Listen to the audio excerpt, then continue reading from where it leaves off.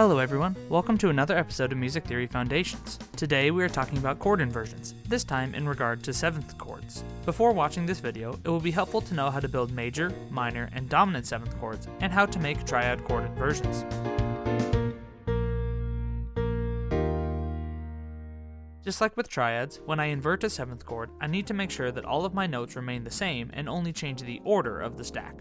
Let's start with a C major 7 chord. C major 7 has the notes C, E, G, and B in it. Here are all of the different ways that I could reorder this chord. The naming conventions remain the same as they did with triads as well. I first identify what the root of the chord is, and then call it over whichever letter I want to be the lowest note. In root position, it is C major 7. The first inversion is C major 7 over E. The second inversion is C major 7 over G. And now with 4 notes, we get a third inversion, which is C major 7 over B. This process is the same regardless of what type of seventh chord you have. Identify the root to name the chord, then identify what the lowest note is. If the root and lowest tone match, the chord is in root position. If they do not, it is some kind of inversion. Whether your seventh chord is major, minor, dominant, diminished, or augmented, the rules all remain the same. As an example of this in sheet music, I bring you one of my own pieces. I wrote this for a music theory final when I was in college. I'll play the second half of the piece, but we're going to focus in on just the last 2 measures.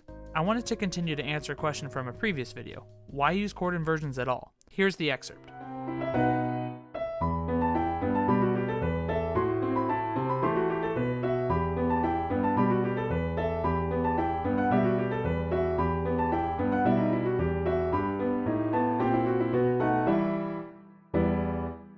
By using chord inversions in this last phrase, I was able to write a line using contrary motion, meaning the top line is slowly descending, at the same time the bottom, or bass line, is ascending. It contributes to this song having a great feeling of finality, where these 2 divergent lines finally come together to make a cohesive end.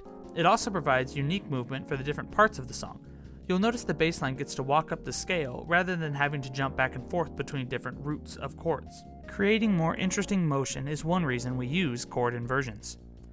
This has been another episode of Music Theory Foundations. Thank you for watching. A like, share, and subscribe are always appreciated. If you have any questions or ideas for future videos, please leave them in the comments below. I look forward to working with you to build your skills from the ground up.